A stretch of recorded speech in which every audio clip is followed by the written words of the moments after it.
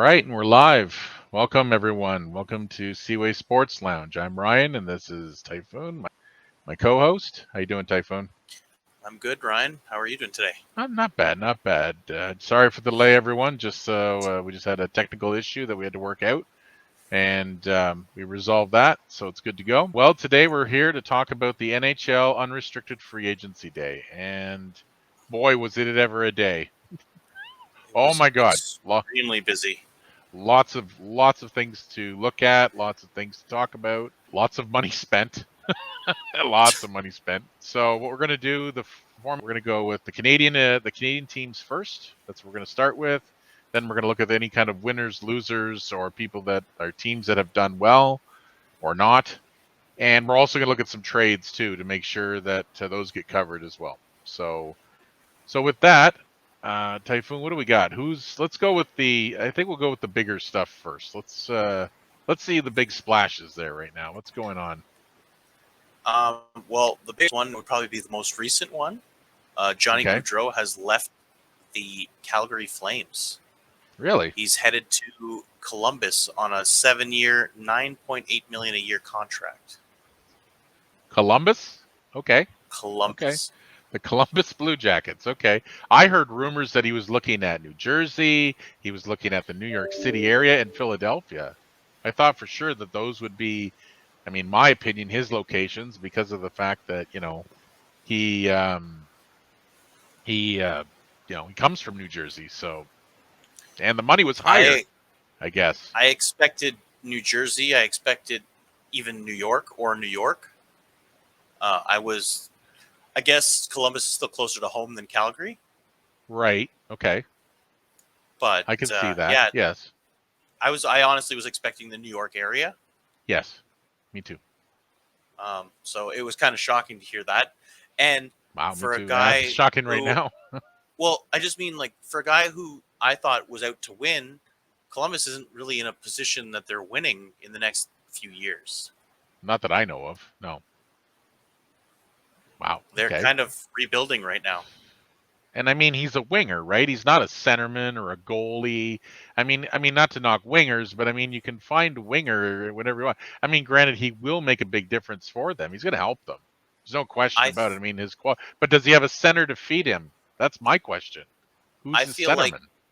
well, he did have 40 goals last year, but he also had I think it was like 75 assists. Oh, he had crazy stats last year. He had Like he was 115 really good. points, so he had Yeah. 115 points, so it was a 75 assists. It must have been because he had 40 goals. Right. Um, Okay. but I think he's being brought in to help Line get back to where he used to be. If Line A, yeah, hopefully Line A can get it going too for them. They really need him to get started. But Well, he interesting. looked Wow. better Crazy. last year. He Yes, he had did. a point. He had a point per game. He didn't get to play all 82 games, but in the 50 games he played, he was over a point per game. Right. Okay. That's So, fair. I mean, and he, you know what? It's really hard not to want to bring in a 115 point scorer. oh no. I mean, you're not going to say no to a guy like, "Hey, I want to sign with your team." Nah, we don't want you. No, you're okay. You can go back to you could go to my arch rival in Philadelphia. That's okay. That sounds good. Yeah, no, they're not going to pass up a guy like that. So obviously, there's something about Columbus that brought him there. Maybe it's because it's closer to Jersey, but he maybe wants to be. I don't know. It's all speculation. But either way, so Johnny Maybe they have a Gaudreau is a Columbus Blue Jacket. Wow. Okay. maybe they have a plan in motion, and he They'd likes what have they to. offered. They must have something because, well, Kekalainen's a pretty shrewd GM. Okay, he's pretty good. He always gets these deals that you're like, how did he do that? It's just the way he is. But He's not okay, afraid to make a bold move either, though. no, he's not. So okay, so we got him over there. That's quite shocking. Let me have a look here. I'm gonna see. So we got Gaudreau at the Columbus Blue Jackets. We'll start back. I'm looking at TSN, by the way. And anybody, I want to put this out there. If there's any signings that we talk about, or if there's any signings out there of anyone watching, please feel free And to they put your hear about it before comments. us. Yes, put your comments in with our Facebook groups that are showing this podcast, this live feed, because I'd like to hear from you. We both want to hear from you guys. We want to hear what you have to say, what you think. We just want to bring the crowd in a little more from now on. That's kind of another goal we want to do. So, but Anyway, so let's see here. What else do we have? Now, another big one that I know and it affected my team is Mr. Jack Campbell. So Jack Campbell decided to go to the Edmonton Oilers for $5 million over 5 years. Now, this is kind of a mixed emotional thing for me per se to an extent. On top of that news, the Toronto Maple Leafs picked up Eli. We'll start off right away with the hot topic. So you got Campbell gone, and then you've got Samsonov from Washington picked up for 1 year, 1.8 million. And they also made a trade earlier 2 days ago for Matthew Murray. And that trade ended up getting us a third pick, a seventh pick, Murray, and they took on 25% of the money, which brings his cap hit down to 4.6 million for 2 years. Now, I made a video earlier on our YouTube channel regarding this, and safe to say I wasn't a pleased person when I first heard this news. I'm still not a pleased person about this news. It's not a move I'm happy about. And I don't think much Leafs Nation's not super duper happy about it. Now, Samsonov coming in, it's obviously a prove me contract because it's only a year. 1.8 is not a lot of money. It's only 200 grand more than what Campbell made last year. And he's 25 years old, and he basically got cut from the Washington Capitals. They didn't even offer him a qualifier, which I find a little surprising. But obviously, they have Vanacek. I think Vanacek's still their goalie. No, he's gone too. Oh, He yes, was because traded. now they have Kemper now. That's right. We'll talk Yes, about him in he a was minute. traded for. He was traded, and they brought in 2 goalies today. Yes. Yeah. We'll talk about that later. Yeah. So coming back to Campbell and Toronto's goalie situation, I'm worried. I'm going to be upfront. I'm worried about, will this tandem carry the Maple Leafs into the playoffs? And if they do, can they go the distance? If Samsonov can have his year back, he only had a bad year. He just had the one bad year. The other years he's played, he actually had decent numbers. He was quite good. But I'm very skeptical, and I'm a little upset that they didn't go after a guy like Darcy Kemper, or even if they had to circle back and get Jack Campbell, then maybe. But it doesn't sound like Jack Campbell's going to go very far.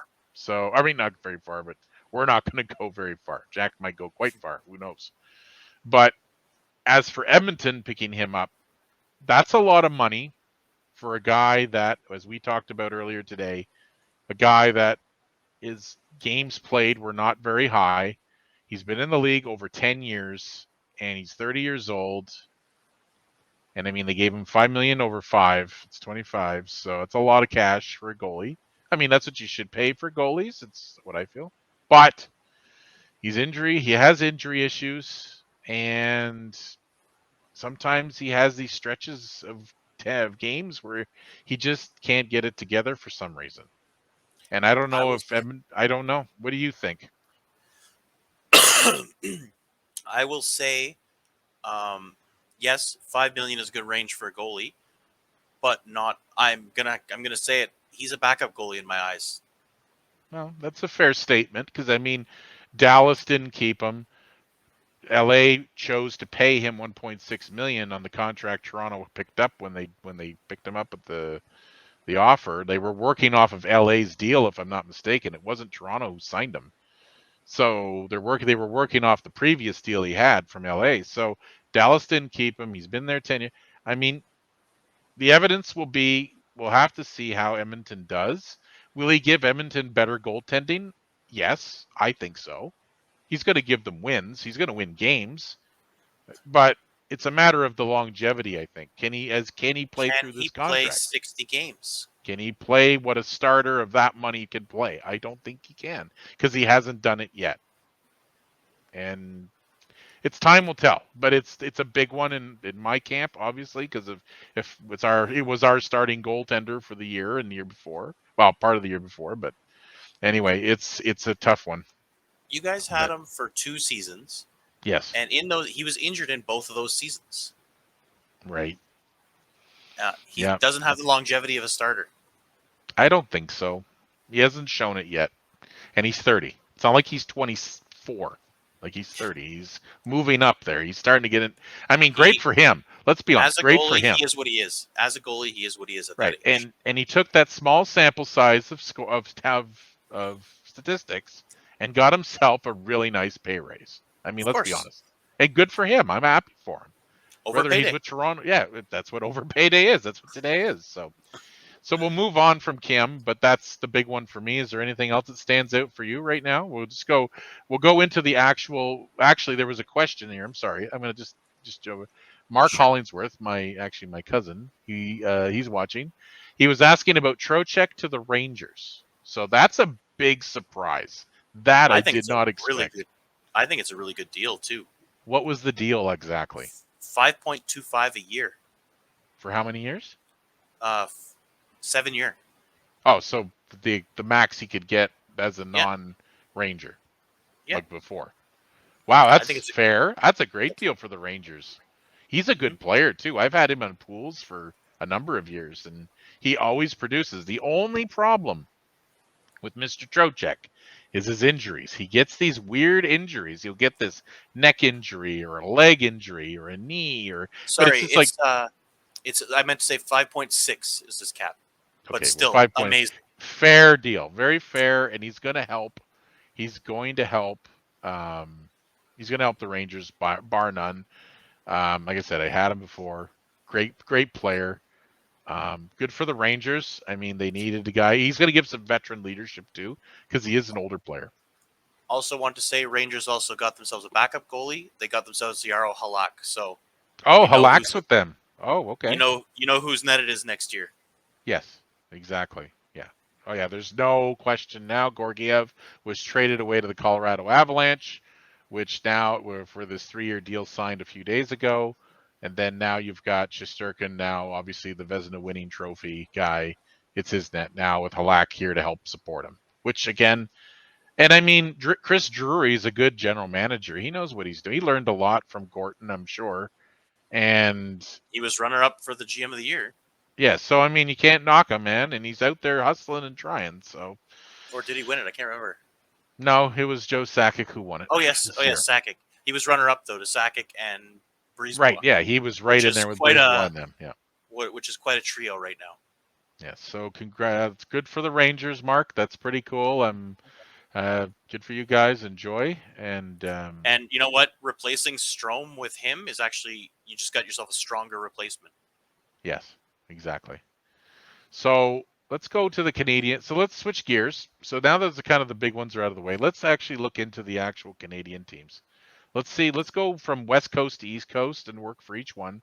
We'll hit the Sure. each points of anything that's major or even minor. I mean, whatever the team has, and then we can talk a little bit about each guy and see what we think, and then we can continue to move on across the country, basically. So Well, the three big signings for the Vancouver Canucks today, they're okay, not large, but it was they signed one of their prospects, Andrei Kuzmenko, who's I guess coming over from Russia. He's 26 to an ELC, so it's a 1-year deal. okay, all right. Curtis Lazar is joining the Canucks on a 3-year deal at a $1 million cap. Well, that's fair. That's nice and cheap. And your old stomping grounds, Ilya Makayev, will be joining the Vancouver Canucks Yes. on a 4-year deal at $19 million, so a 4.75 cap hit. So I have just a comment on that. I mean, Eli McCabe's going to help the Canucks. The man is a speed demon. Okay, one of the fastest skaters I've seen in a long time on my team at the time. He did get some points. He had 32 points last year, 21 goals, 11 assists. Okay, he had a meager performance in the playoffs. He was out there. He hit his body around and all that, but he scored a couple empty netters, but he wasn't really in the play, at least what I saw with Tampa, as much as I'd like. He didn't really give much in terms of extra. Now, I know there's a lot of fans out there who like him, and that's cool. But I just think for almost $5 million for 4 years, that's a lot. He better bring up his numbers. What do you think? Yeah, at that amount of money, And he's not a uh, young man either. He's not like he's not 21. He's 4 like point, 20. yeah, he's 26 or 27 or something like that. Yeah, he's 27 actually. But yeah, a player making that kind of money, that he's got to put up 20 goals. He's got to. Minimum. And he did. He put 21 this year. So, I mean, that Yes. might have what garnered his money, which is good for him. And yeah, because I'd say a 20 goal scorer range is usually between the 3.5 to 4.5 range. Right. And that's salary. Yeah, okay. Maybe I'm a little tougher than I should be, but and not the fact that I don't want to lose the guy. I mean, the guy's gone. I mean, that's it. That's you guys the are very business. cap strapped. That's the difference, though. Like, so every Right. penny counts. If you're going to spend a little more, it has to be on an upgrade, not on the same Right. guy. Fair I enough. understand where you're coming from. Right. Yeah, you don't like to lose them, but that's just how it goes sometimes. But anybody else in Vancouver that's kind of Nothing looking here? significant other than that. It was more minor trades or minor signings. I see like a Dakota, Joshua, Philip, Yeah, which are all serviceable guys. They're all on they're one-year all deals. Yeah. all 2-way contracts. Yeah. So they're just So going to they're help more the depth they're guys. more AHL depth. Yeah, which I mean, you can't go wrong. I mean, that's what you No. need. You need DHL depth. They did re-sign Noah Juleson. I think that was a few days ago.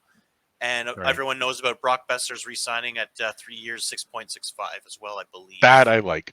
He's a player I enjoy watching. He's pretty good. He's really, really good. So not bad, not a bad little day for Vancouver for day one.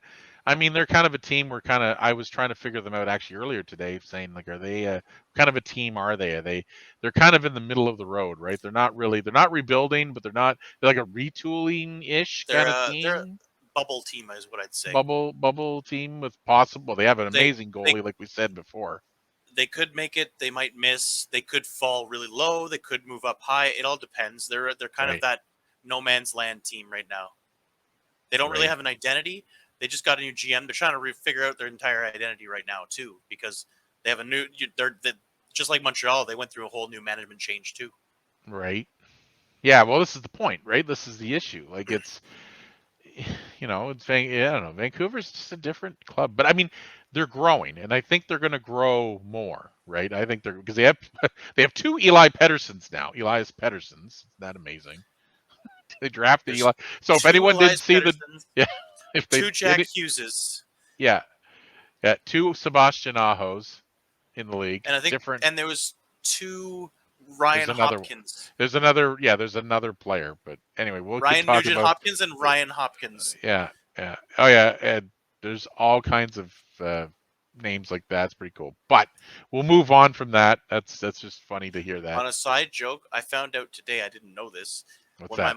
When I was in the hospital as a baby, my mom went to go look for me, there were two Barton babies. One was a Barton last name, so my mom would say Barton, and the nurse would say the double Barton or the single Barton. Apparently, they named their child Barton. It's like Wilson, or like Yeah. Wow. Okay. Like it was their fifth boy. I guess they gave up. Okay. Or whatever. I love it. It's okay. Let's move on to Edmonton. Let's see what the Oilers. So I've got the Oilers open here. I could talk about this one. Sure. We could bounce back. You can look after Calgary. So they have signed one of the major signings aside Campbell is Evander Kane.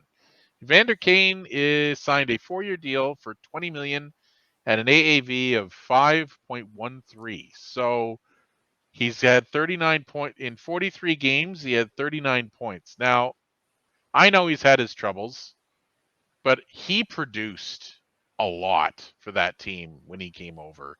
Like he was a factor in every game he came over. This guy, he deserves. I mean, he has, like I said, he has his troubles, but his performance on the ice does warrant this contract, I think, because I think he's going to give the Oilers a lot more now that he's got stability. They were saying that he might get more on the open market. He could. And he could. They were saying that he was looking for a contract within the kind of range of what he had before, like a 6 years, $7 million a year type thing. Well, and his wife was tweeting out that kind of rude tweets about him, saying, "Oh, everyone knows he's going to go to LA because he's trying to keep my daughter away from me." So there was speculation he was going to sign with LA, and then the next day it was right away Edmonton. I think it's a good fit for him. He can kind of stay out of trouble there, and he's playing with a guy like McDavid. So, I mean, yeah. Again, he's like I said, he has his issues. However, on the ice, he produces. He's going to give this team a nice edge. He's a good player in terms of what he brings to the table. I like the guy. I know I don't care for what he's done, but as for a hockey player as a whole, he's a good player, and he got money. I mean, I'm not sure he's still got probably enough debt to deal with, but what else? So we did Some Campbell. Go ahead. some GMs will warrant second chances, but Absolutely. I don't think I would ever give that guy one. No, based on what happened, yeah. Well, just hearing throughout the history of his, even not even just like what's happened recently, even the history of like when he was with Winnipeg, the stories with Bufflin and what they were saying Okay. about like it's See, all I over. don't. It's Right. it's from what I've gathered from each room that the rumors that have come out, and some are very true, some who knows. He doesn't seem like a good locker room guy. And it's very possible. I don't know the whole history and story about him per se. That's a fact. So if maybe I'll read up on it more and get a little more info. But if that's, I mean, you have seemed to have a good insight on this stuff. So either way, that's good. I mean, that's good to know, and I'll definitely, again, I'll do more research. So Brett Kulak, former Montreal Hab, and I think the draft pick from Toronto at one point. No, we got him No, from he was a Calgary Flame. We got him with our pick from Valiev. We sent Valiev there. yeah, because Valiev came from Toronto, who came from Yeah, Plekanec. So and we sent Reichel too. yeah, yeah, I remember that. So Brett Kulak signed a 4-year, $11 million deal, 2.7 AAV, 2.75. Sorry. Now, very interesting. What's your take on Brett Kulak? Now, you watched him play longer than I did, and do you find him kind of like? I find that an odd salary for this guy. Like, does he warrant this kind of money, like per se, like based on what he brings, or what? Like, He how do I explain? It's very hard to explain. He is he is a good defenseman. He can play big minutes. He can play well, but he's a guy that needs a specific partner, or else it just doesn't work. A few times in Montreal when he would play, he'd be on the third pair and he'd be okay. And say a guy was in, say like a guy like for example Edmondson got hurt because that was Petrie's partner. He'd come right? in and he looked very good with Petrie, but it was a small sample size. Okay, Um, with Edmonton, they brought him in kind of to add a little bit of offensive flair. Um, he right, did he did have, what is it like? Let me see. I just had it here. He did have 21 points in 74 games last year. It's decent. Those are decent numbers for a defenseman.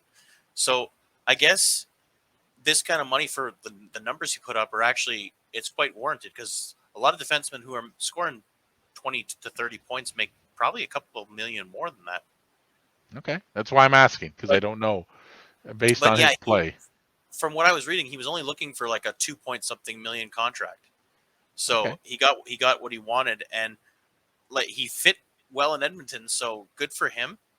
hmm I was hearing rumors that Montreal were going to had an offer on the table for him. I didn't want him back because I kind of excuse me. don't want.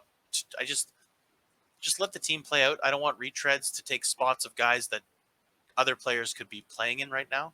Right. There was rumors too of Sherratt coming back, and I just didn't want it. Yeah. Oh, and I'm sure there's going to be a number of things we'll chat about with Montreal. But yes, I'm not a big fan of former players coming back all the time. Like you made a move to move them along for a reason. So let's move along from that reason and let's go. Like, so that's okay. Well, okay. If you think it's a good deal, that's cool. I mean, like I said, you watched him longer than I ever did. So I don't know. He's like I said, he's a guy who some games he looks like he's could be a top four defenseman, and some games he looks lost. It all depends what night you catch him on. Okay. Okay. And I guess so it's interesting, but two other players that Edmonton picked up to wrap up the Oilers. Greg McKeague, a former Toronto draft choice, I believe, is that name, I think.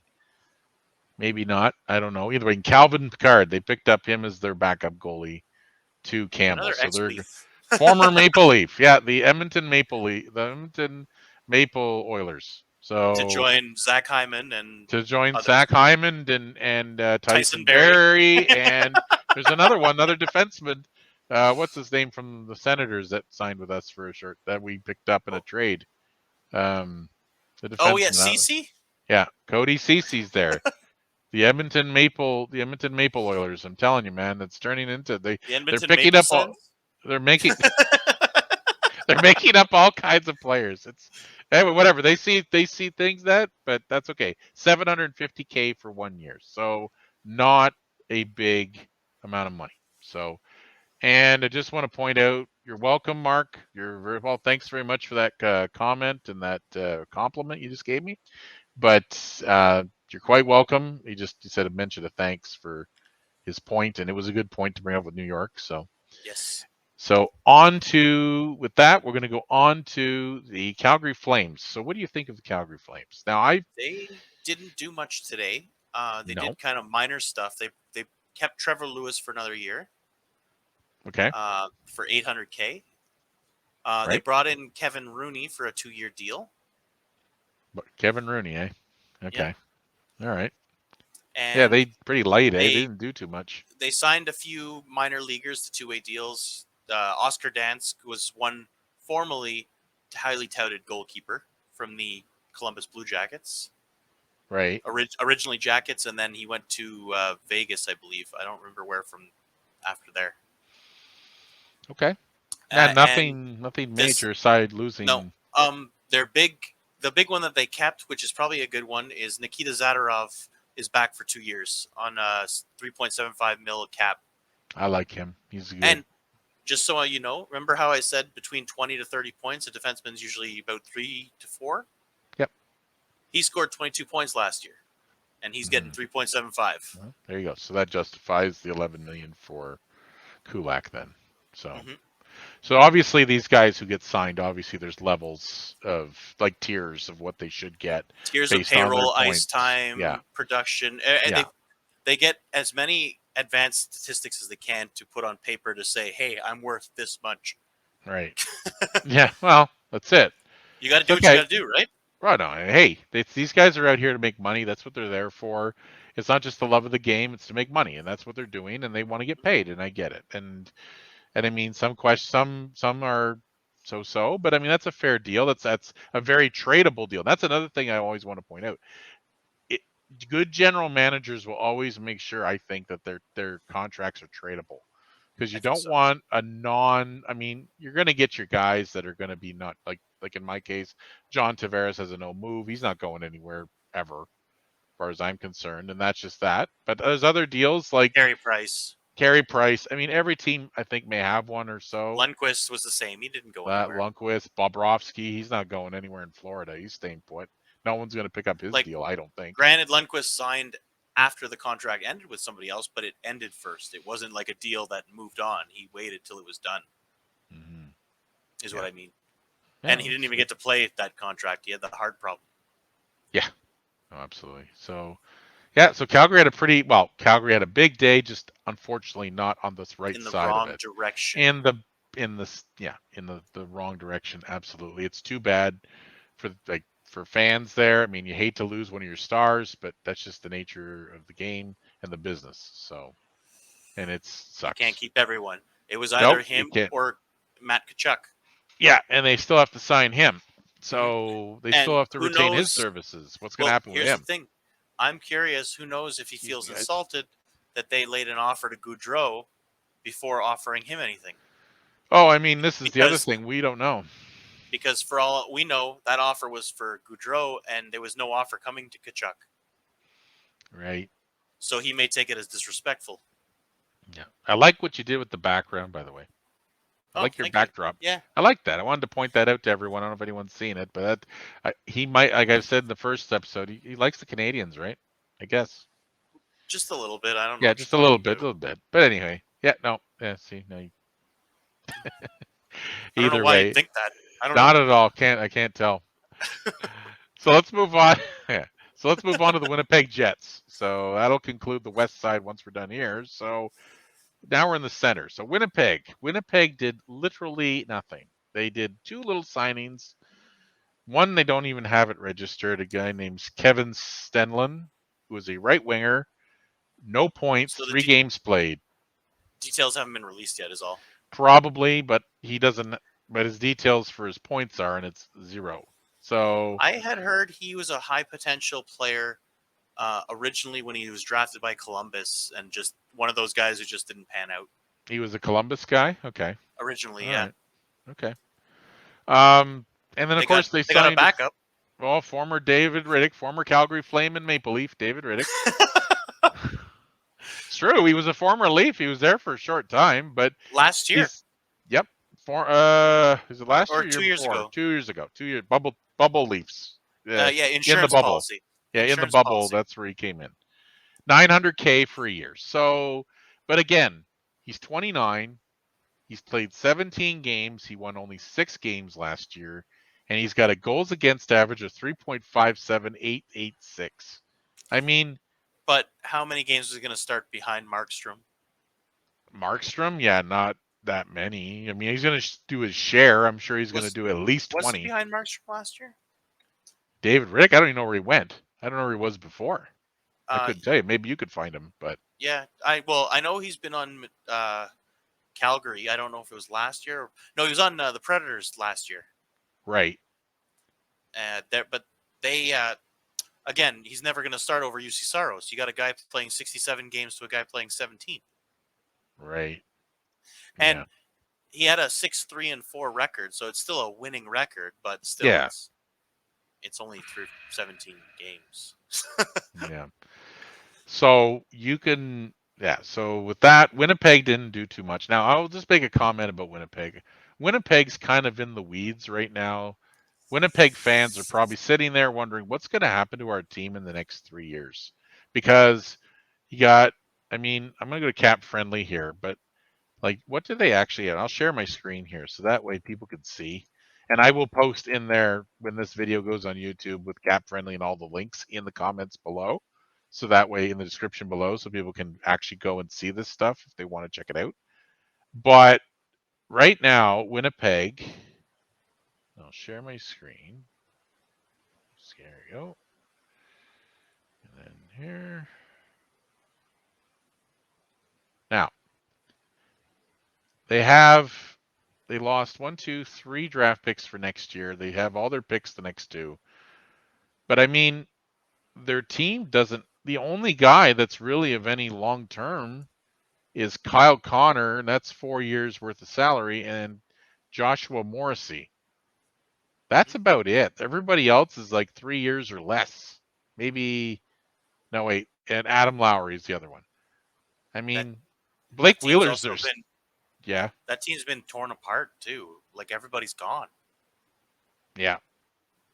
Yeah, They went from a contender to a rebuild in less than 4 years. yeah. That is horrible mismanagement. Oh, I agree with that statement. Yeah. No problem. Sorry That team about should have been folks. pressing for years and years. And all it took was Byfuglien to go for the entire team to collapse. Yeah. Yeah, it's true. And Byfuglien was one of my favorite. I mean, he was a favorite defenseman of mine. He was great. Pfft, great player. I Unbelievable. love Buff. Yeah, Big he was a Buff. great player. Shame what happened to him with how his body just gave out on him. But I mean, I look at this. Pierre-Luc Dubois hasn't been signed, and there's possibility. You mentioned today in our chat before we started this that you're thinking there's a possibility Montreal might be looking at Pierre-Luc Dubois. Now, I've pegged him to go to Montreal for a while. Now, Martin Leclerc Yes. from CBC Radio in Quebec has been Right. saying that there was talks of a trade for Dubois originally before, and Doc was a plan B. But Okay. he's also said that talks haven't stopped. Now, for me, that doesn't make sense for a team that's rebuilding to go after Dubois when you've already got Doc, and there's a draft coming up for a kid named Connor Bedard. Oh, that guy? Yeah. I don't know if you've heard of him or anything. He's apparently amazing. That whole draft's going to be amazing. But anyway. I'm pretty But sure yes. kids in China have heard of him. Yeah, I'm pretty sure he's been sought after since he was like 9. you know. Yes. Anyway. So yes. Anyway, it doesn't make sense to the plan of what I'm seeing happening right now. Right. No, I don't think so either. If it were to happen, we wouldn't have gotten Kirby Doc. Doesn't make sense. No, it doesn't. because Kirby Dach is a 21-year-old center. You're not going to go get a 23-year-old center, and then Dach becomes your third center when you already said he's the future. Yeah, that's right. No, I'm a little concerned for in terms of just as a general hockey fan. I mean, and for a poolie like as ourselves are looking at players that we may want to choose in drafts for ourselves in the future. I mean, Winnipeg. Apologize. They're a little thin. They have some players like Connor, Blake Wheeler, all their Nealers, Scheifele, of course, but we don't know what Scheifele's got 2 years left. There's talk Wheeler's got 2 years left. There's talk he doesn't want to be there. There's talk he wants to go. So there you go. So I mean, these are their stars. Like, these are premier players, and they want to go. Like, and well, Wheeler's an older guy. He's 35, but Scheifele's only about. Yeah, I know. Yeah. I remember when he came in the league. Yeah, with Boston. Yeah, he was Boston. My age. He was a Boston. He's a he's a Boston. Well, it means your playing career's still there, man. You still could play. I'm on the last legs of my my long-term contract. I'm on the IR. I'm retired in a booth talking about hockey. Look what we're doing. Yeah, I'm on the IR right now. Yeah. I'm an NHL analyst. No, I make money while I make money while I make money. Yeah, no, funny. But yeah, coming back to just quick finish up the Jets. They have a lot of work to do, and I hope they don't lose too many of their stars.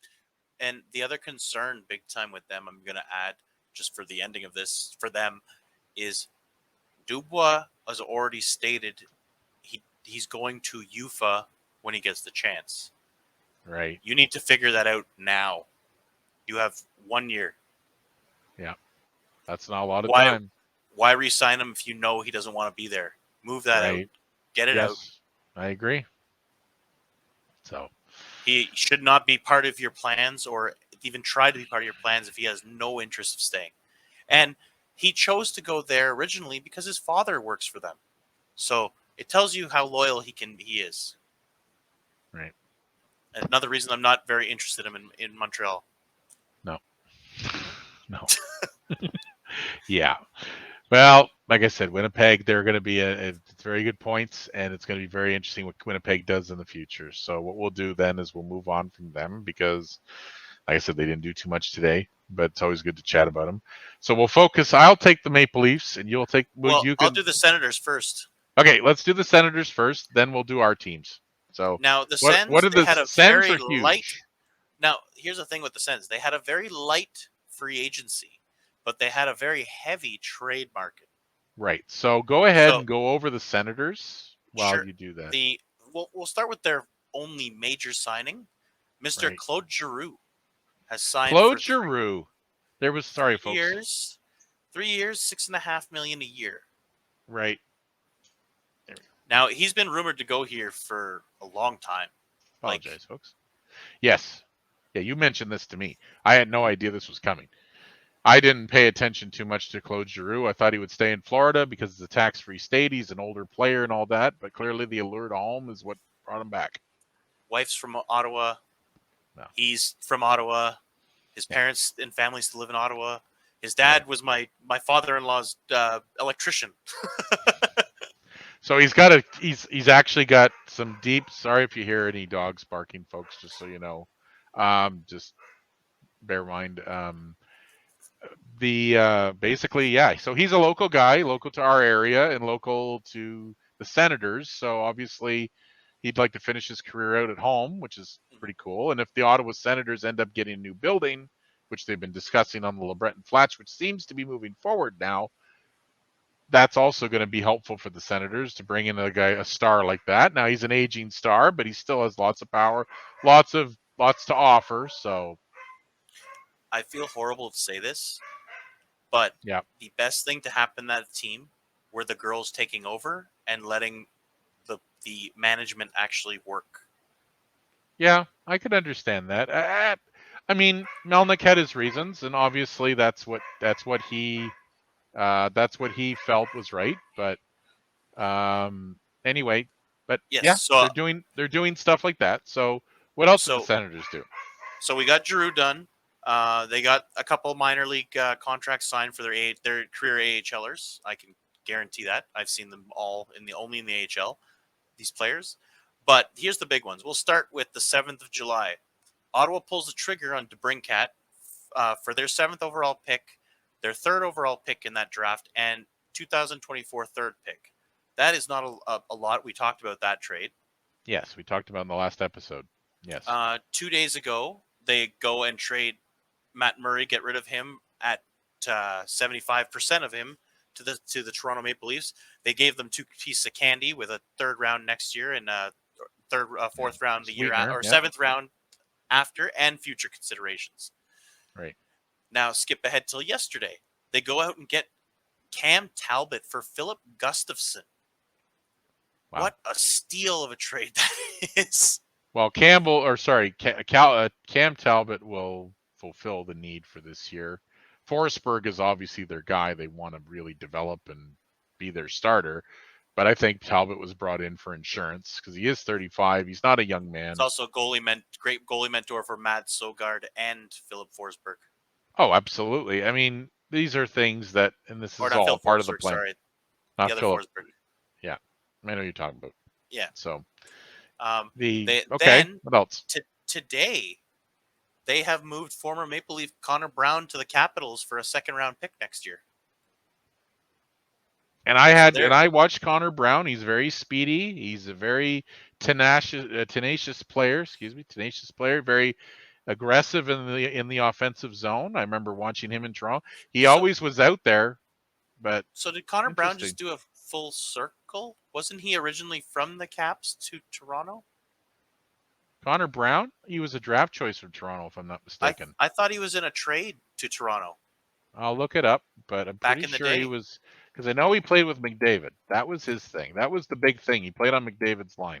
That was his thing. He was, I think, drafted even the same year as McDavid too, but just obviously not first overall. But yeah, he was drafted by the Maple Leafs, 156th overall on 2012. Okay. He was our draft choice. Yeah, I remember him very specific because he was very fast, and he really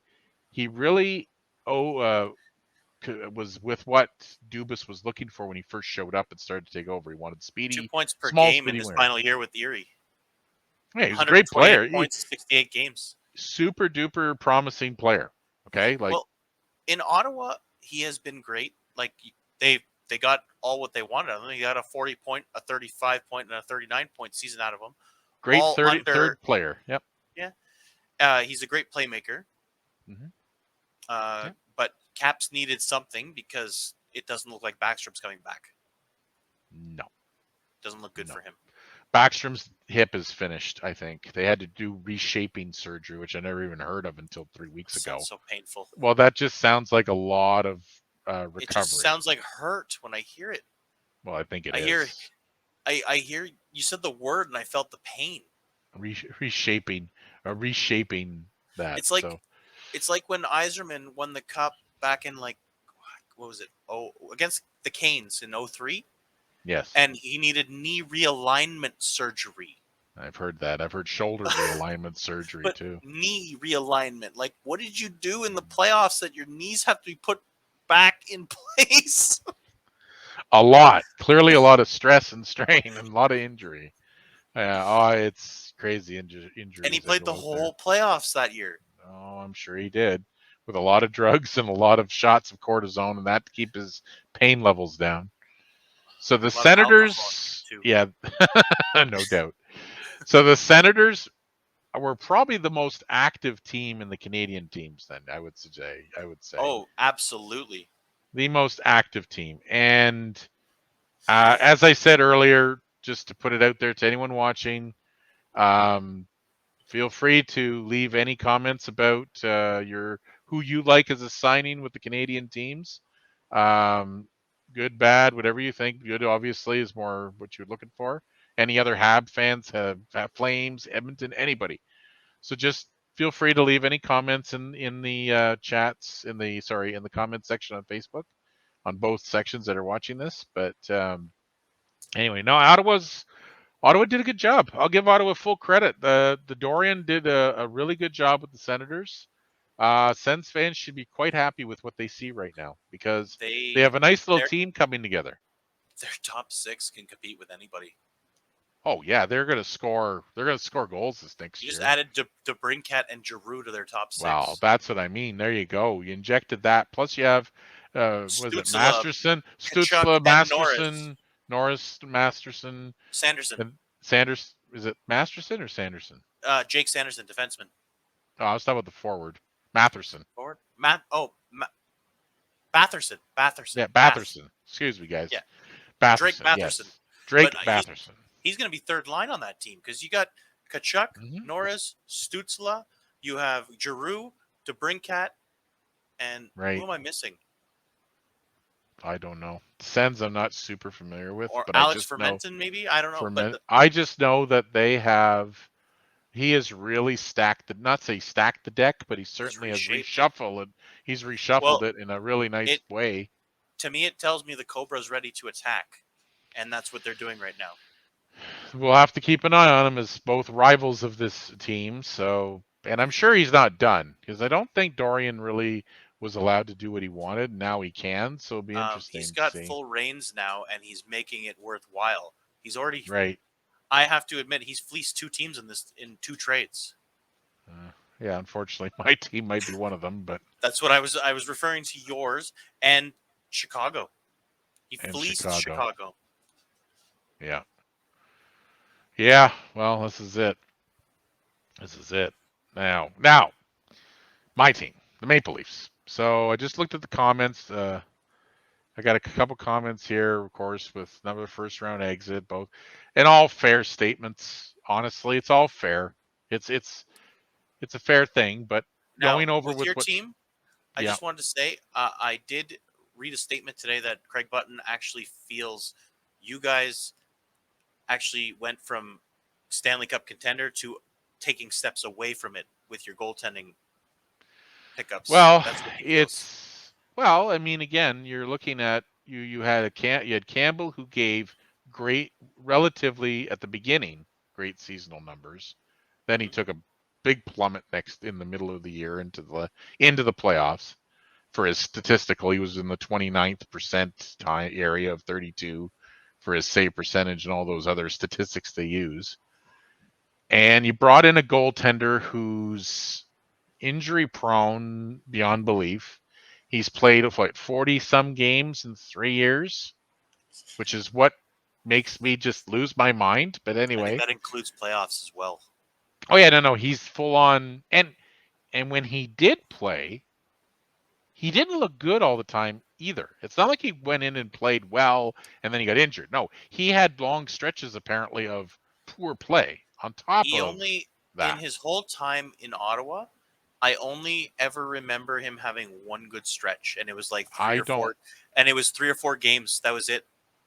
Honestly, was it. Typhoon, I know. I have no remember anything. It was last season because I'm one of my Facebook chats that I have is a hockey group of people that send messages, and they're 90% Sens fans. So they were always posting Sens stuff most of the time, and the biggest thing was them talking about how Murray only had one good stretch of 5 games. And again, I'm just a fan here, okay? All of us are fans. We're not general managers. We're not. But we've watched the game a long time. Okay? As I said, it was fans saying it, so what we see might not be what they see. Well, this is the point, right? There has to be a reason why the Maple Leafs feel that they can bring him in. They have had reclamation projects that have worked out, or players they've taken a flyer on or try for, and it works. However, Michael Bunting. 63 points, man. Rookie of the year. Not rookie of the year, but rookie nominee. You know, whenever they say he's a man amongst boys, that he's the poster boy. Like literally. The guy can drive, drink, and do whatever, and the other players can't even drink in the United States yet. The only place they can drink is Quebec. Yeah, that's it. Or Calgary and Edmonton. And he's been able to for the last 6 years. Everywhere. Everywhere. So anyway, he could have anyway. Michael Bunting. I like Michael Bunting. He's a Men great. amongst boys. Yeah, no doubt. So Toronto. So to come back to the Toronto thing, the Maple Leafs did, obviously, we just talked about Mr. Murray, but now they've done, like I said earlier, Samsonov is now a Maple Leaf. He got a deal for $1.8 million for 1 year. That's obviously a show me contract or prove it contract. It's not any kind of, and I'm He okay is with that. he I'm is an okay with that. RFA. He is an Yes, RFA, so they he are still owns playing his it right. to a hill. Yeah. They signed Timothy Liljegren. I'm really happy about that. He is a play. Signed him a few days ago, or on the 27th of June. He signed a 2-year deal, 2.8 million and 1.4 on the cap. Again, you sign your draft choices, your number ones. If they're working out, you sign them, and they did. And he's going to be there for a little while, which I'm happy. I got a question for you. What's that? Okay. Now, with your goaltending, I know you're not a Matt Murray fan. No. Knowing how much the Rangers paid for Kulak, would you have preferred a Samsonov-Halak tandem? Well, barring how injured this man is, yeah, of course I would. I would take a Cam Talbot, a Cam Talbot. Another one that was very cheap to get.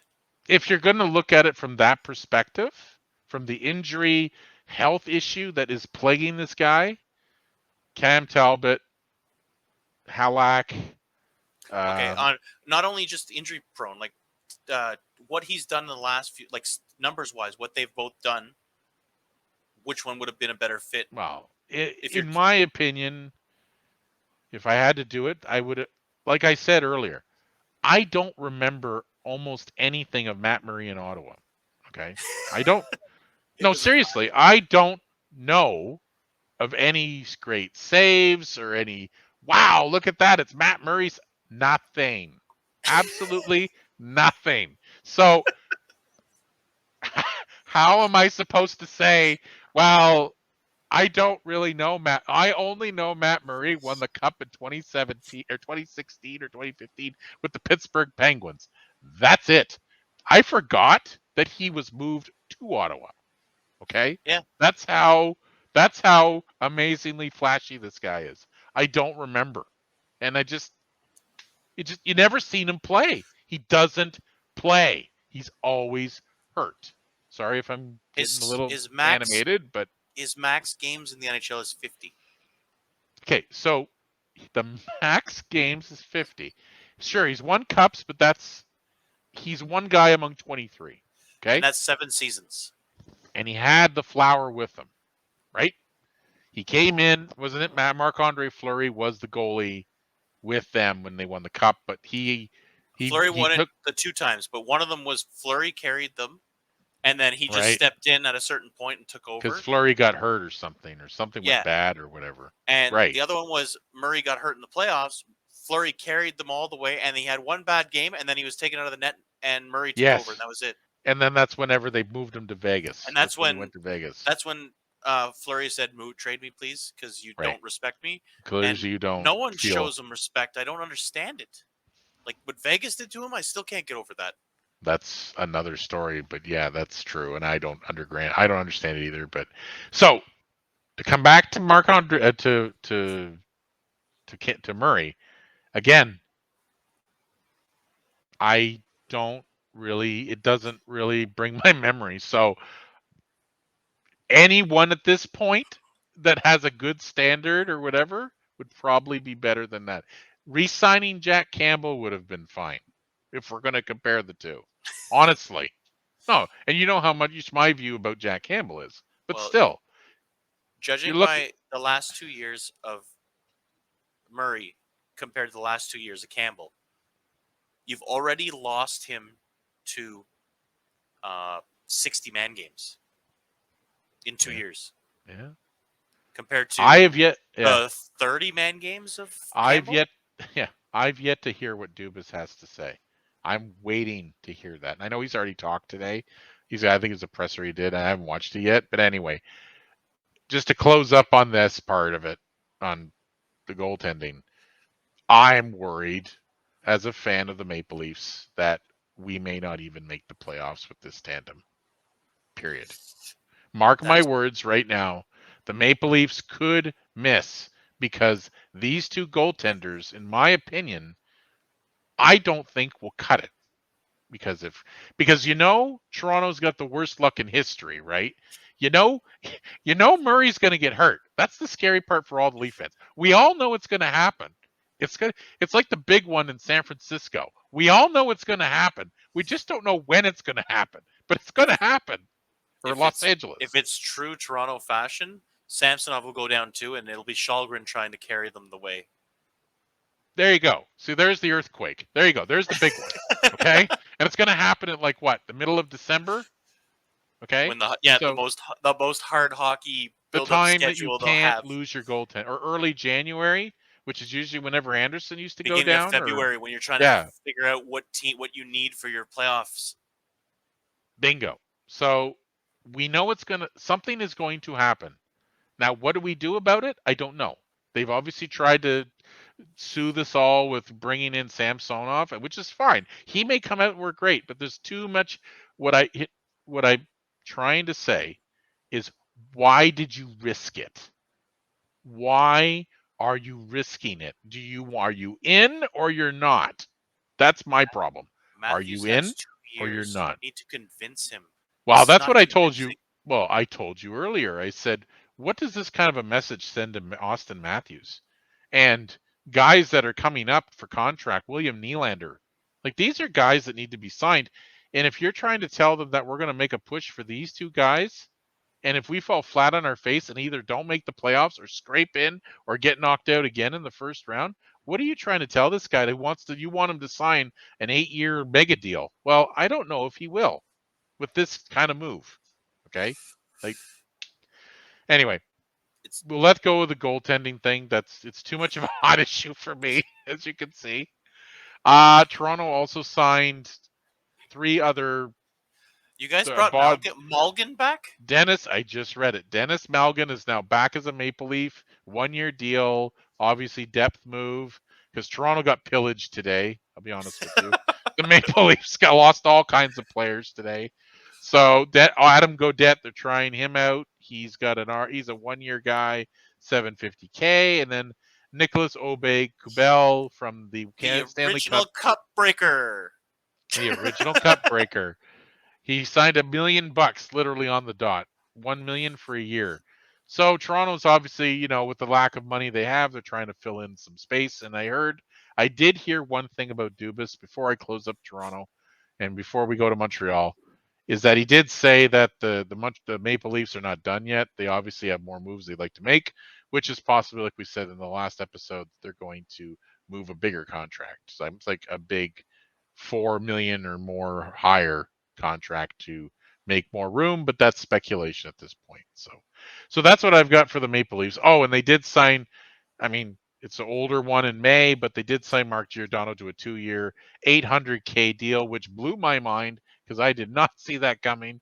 That guy I thought would at least have been $2.5 million, but clearly he wants to take some money off the books. He's made his money. He's got his Norris Trophy, and he just wants to be there for 2 years. Hey, I'm okay with that. So that's it for Toronto. Mentorship.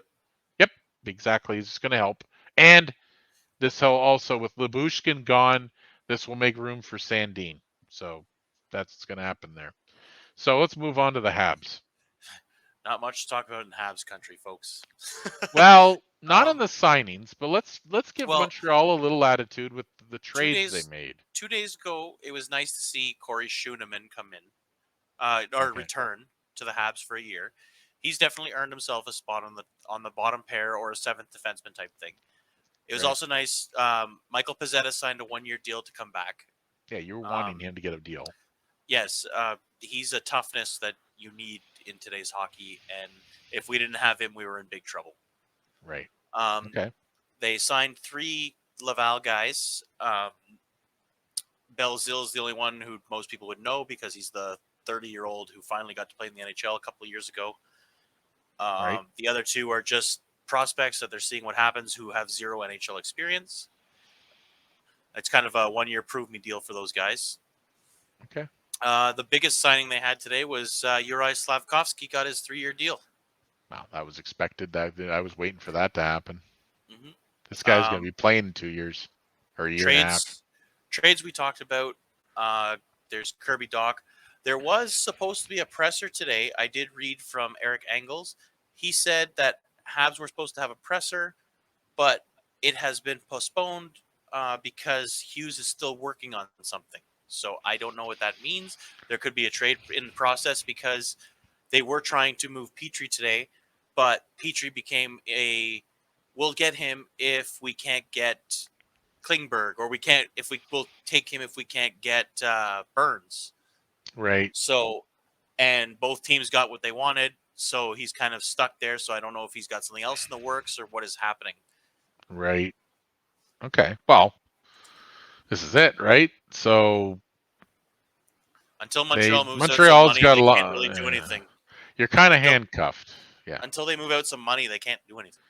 Yeah, and it's very difficult to move because everyone doesn't know their salaries yet. They're trying to figure all this out. They're waiting for free agency to die down, and then once it dies down, then they'll have a better chance. Yeah. It really sucks. They were so handcuffed that they couldn't even offer Rem Pitlick a contract, who had like 30 points in 50 games last year when he came over in waiver pickup. Yeah, but that's the deal, though. That's the problem. Hey, we're facing the same issues with our handcuffs. You know how bad it is in Toronto. With all we have to, scrape by and pick players that are, they're not. Just worse when you're dying at the bottom and you can't get rid of it. Where you guys are dying at the top, hoping you had more. It's a little bit different. Oh, I know, but I mean, I get it. I understand. It's just more the whole point of Toronto. Yeah, it's just one of those things. So that, I think, concludes the Canadian teams for us. How about we go over more of the other teams in the league? I figured we could do that. Then we could do some trades, but if there's a few trades that did go down, we could kind of give a more overview. And then what we could do is some winners, losers, in our opinion, and then that's a new signing. Ryan Strome is. It doesn't say how much yet, but Ryan Strome is headed to the Ducks. The Ducks. Oh, for 5 years. Damn. I thought he'd be a Leaf. Oh, well. Well, there's nothing wrong with California in terms of that. Ex-Leaf and ex-Hab Byron Freeze got a 2-year deal from Vegas. Okay. Riley Hutchinson is also headed to Vegas. Riley Smith. Michael Hutchinson. Ah, good old faithful. Hayden Fleury just signed with Tampa. Got a 2-year deal there. They were looking for another defenseman, clearly, and he'll fit on the Hayden Fleury. That's the brother of Cale Fleury, who was a Hab before. They both ended up in Seattle last year, but Hayden didn't get a contract offer as an RFA, so he walked. Okay, cool. Marcus Johansson's headed back to Washington. Riley Smith just got 3 years, $15 million for 5 with he's returning to the Vegas. Vegas was busy. They ended up doing 1, 2, 3, 4, 5, 6 little deals there. Brett Howden. They also found some money because they traded Pacioretty and Dylan Coughlin to the Canes for future considerations. Oh, they ended up dumping Pacioretty? Wow. Well, that's good. I mean, the guy who scores goals when it doesn't matter. Yeah, that's he could do that in Carolina now. So, I mean, he'll get 30 goals, but it's after their team's up 5-0. So, I don't know. It's one of those deals. But good for them. Good for Vegas. Vegas is a team. I thought Gaudreau was going to go to Vegas. They just freed up like $7 million with Pacioretty, so they were able to actually sign a few bodies. Well, they also picked up Weber's deal, which adds another $7 million on top of that. That's like $14 million. They had no choice. So it's like $14 million. Martin Jones will be headed to Seattle on a 1-year, $2 million deal. They also signed Justin Schultz. Seattle also signed Justin Schultz to a 2-year deal. Mm-hmm. Martin Jones is the goaltender for Seattle is going 1 year, $2 million. Not bad. Good little deal there. Yep. Andre Kashi found himself a new home in Carolina. Yeah, I'll mention to him. So Andre Kashi is a guy, former Leaf last year. Injury prone Another injury, another head issue, that guy. He always gets his, but I think it's his style of play is the reason why he always exposes his head in the areas that will cause major damage. Like Reckless. he's reckless with his body and he's reckless with his body positioning. He always gets the same injuries. And last year he didn't play a full season with Toronto either, and he was not very effective in the playoffs either. He didn't do much for us. So He doesn't use his no, size to his advantage. He uses it very no. recklessly. No, it's right. And he always gets hurt, and it's always his head. Always. A friend of mine who's a Boston fan said the same thing whenever we picked him up last year. He said, just be wary of his injuries. His injuries to his head is what usually does him in. I'm like, okay. So that's Colin interesting. Miller is headed to the Stars on a 2-year deal. Okay. Just seeing Um, Colin Miller. Yeah, I Henrik, see that. Henrik Borgstrom, one of the guys who was not given an offer sheet, a qualifying offer from the from Chicago, another under 24 that they released, has signed with the Capitals. He was a highly touted first round pick, originally drafted by the Florida Panthers. Right. And I can't remember which deal it was that he had come over to Chicago in, that and who went that way. I can't remember now. It was Right. It's been a year or two now. I can't remember exactly the deal, but it was. He was originally. He was what they asked for in the deal, that made the deal happen, and then they let him walk. Right. So there, yeah. Well, this is it, eh? So here's a big signing. Andrei Burakovsky. Andrei Yes. Burakovsky was with the Avalanche last year, won the Stanley Cup, signed with the Seattle Kraken, left winger for 5 years, 27 million, 5.5. Very, very fair deal for a guy who got 22 goals, 39, 61 points, I think on the third line or the second line. I think he was with Kadri, I think. Yes, he was for He was majority, Kadri for the majority. He was with Kadri. So, who and then also, by the way, we'll talk about him in a then minute. I believe in the playoffs, they switched spots with Lehkonen and him, and he played with Nichushkin the rest of the way. Yes, who also signed a monster deal not long Choo ago.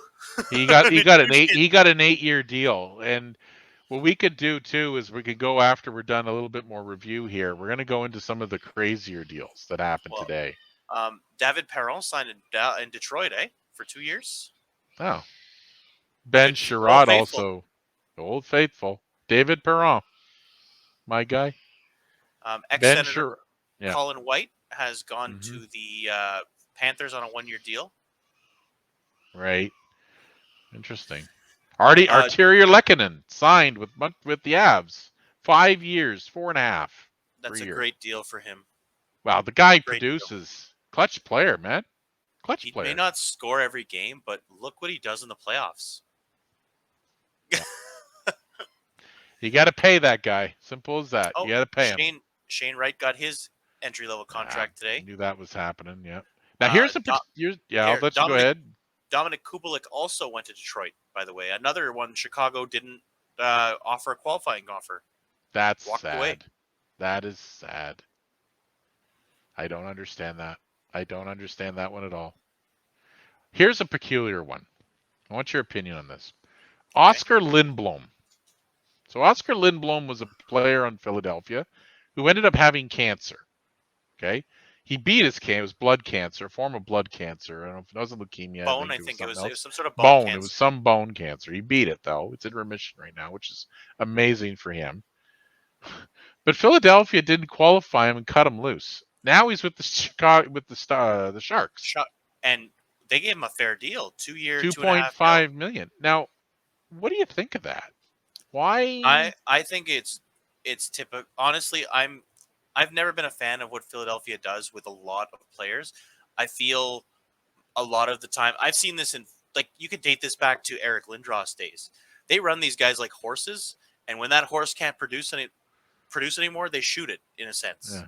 Well, yeah, they just get rid of it. Yeah, they move that's it what along. I'm saying. As soon as it fails once, it's no longer good to them. Yeah. And it's a constant. And Flyer fans might not be happy about that, but you look at the history. Well, the history's there. It's all the proofs in the pudding, right? So, so Colin, I'll do a few here. I have the list open here. So we did Lindblom, We'll do a quick couple here. See, Colin Blackwell, former Maple Mason Leaf. Marchment got a big deal. Another former Maple Leaf. Colin Blackwell left to Chicago for 2 years, 1.2 million AAV. Marchment went to the Stars as for 4.5 for 4 years. Capitals got a backup goalie for Kemper. They got Charlie Lindgren on a 3-year deal. Yeah, 1.1 per. Right. Ex-Hab prospect. He went to St. Louis last year, stepped in, and I think he was 5-0 in the 5 games that he played for when they had goalie issues. And they were not just like, it wasn't just like 5-0 okay. He was a 1.22 goals against average and a 958 save percentage. Nice. Oh, yeah. Now, so that's a very nice contract for a guy who's been hovering in the minors for 3 or 4 years now. Wow. Crazy. I'm going to. There's a couple more. Well, there's one team that we need to talk about. We have to talk about is the Tampa Bay Lightning. Now, the Tampa Bay Lightning pulled off 3 monster mega deals today. Now, I'm going to bring them up here. They're very lucky. I'll just say about these deals. All 3 of them don't kick in till next year. They are still on whatever contract they have this year for the last year. So these are 3 mega deals that will start next year. Like the following season? Yeah. So they're all still on their old deals. Okay. Yes. But so they had 1 year left, so that's why they signed them right away. So the 3 major signings for everyone who hasn't heard is Eric Cernak, Anthony Cirelli, and Mikhail Sergachev. Now, Palat's name's not there. Okay? They gave each guy 8 years, all 3 of them. 41 million, 50 million, and 68 million. And they gave the Sergachev the most money. Now they go 5.2. 8 million. 8.5. 8.5. Or 8.5 million a year. The man got 78 games in. Now, how effective he was a third pair last year. They did move McDonough, so that means his responsibilities are going up this year. Now we will see if he can play to that money this year. Wow, this is the point. $68 million for a guy like that. Like, I mean, for a guy who hasn't proven he can handle the minutes yet. Well, he only had 38 points last year, so either he's a defensive defenseman or no, like I said, he was on third pair and he plays power play, so he doesn't. It's not a lot of ice. But now with McDonough gone, you just gave him 8.5. He's better be your next best defenseman to Hedman. Well, they basically have told the team that these guys are their core. So, and these are relatively they're relatively tradable contracts unless there's no movements in here. I don't know. I don't know what Charnak warrants though for that contract when you look at his point totals, unless it's really low. Defensemen get paid that much now. I don't know. 5.2 million. Well, Muzzin gets about 5, and he's a defensive defenseman, but he puts up 35 points, does he not? Oh yeah, no, he does well. Yeah, he's a point-getting defensive defenseman. Mm-hmm. I think he's better than Chernak. Now, healthy Muzzin is anyway. But the other question I have is Stamkos and Point still the 1-2 centerman, or is Stamkos a winger now? Well, because you have Cirelli, right? So that's where I'm getting at. 6.2 for a third line center is way too much money. That's a lot of money. Which one's moving to the wing? Obviously, one of them is moving to the wing. My guess would be Stammer would move to the wing. Maybe. Well, Stammer's the shooter, right? That's what he does. He shoots. He does everything, but he likes to shoot. That's his bread and butter. But you don't sign a center for that much money to play third C. No. And I've had this discussion with someone about William Nylander in Toronto. Just to come back to the Leafs quick. William Nylander was playing third line duties last year because they felt that was helpful, which I didn't disagree with because it did help him. However, $7 million for a third line winger is beaucoup dollars for a third line winger. But that just doesn't make sense. The only time the amount of money they make doesn't matter is in playoff time. If you want to drop them a line in the playoffs, who cares? Because, no, that's fine. That's fair. Yes. They don't get paid, right? So yes, and also at that point, it's about winning. It's not about they don't care about the money. They already made their money. So yes. So, but in the season, making that much money on that line is not warranted and shouldn't happen. Right. Now, Nick Paul. What do you think of that deal? That's an amazing contract for both sides. First of all, Nick Paul, that's a life contract. $21 million for a guy like Nick Paul over his career. That's not something that comes often. Those guys get 1 year, 2 year, 3 year max. Yeah, they're That's bumped it. along. That's it. Yes. And he gets Him getting 7 years, He got 3.1. 7 years, but you know what? He earned every penny of it. Did you not see Uh-oh. his playoffs? What a Hey, go! hey, hey, hey, hey, hey, hey, hey, hey, hey. Come on now. Go easy there. Pretty sure he had 2 beauties against one team. Yeah, he did. Not beauties, but he had 2. Anyway. It was Still beautiful I'm for still him. grinding. I'm still grinding my teeth on that one. But It anyway. was beautiful for him, I guess. Oh yeah, especially a former senator. Of course it is. He's playing And against his old honestly, division rival. Now his other division rival. even for the Sens, he did everything that was asked of him. Like Oh, I know. Good he's foot soldier. He's a good player. he's like, as Babcock used to say, he's your lunch pail guy. Yeah, that's right. Good old lunch pail guy. And Yep. so to me, that is more than warranted for what I saw and what I've seen him do over the years.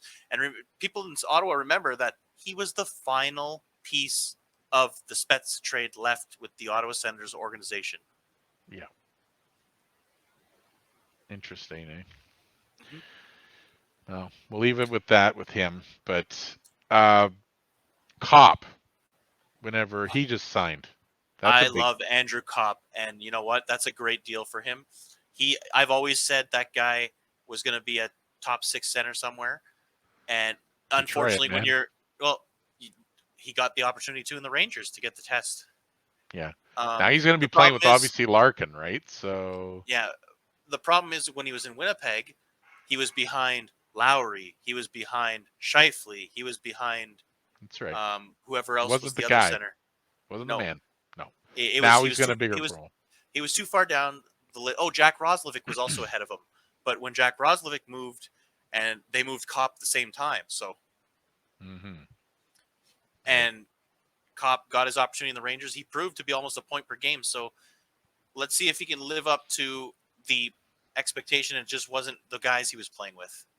Right. Oh yeah, he's going to do very well in Detroit. He's going to get a boatload of minutes. He's going to be one of the main guys in the team, and you know what's going to make the team that much better. And good for him.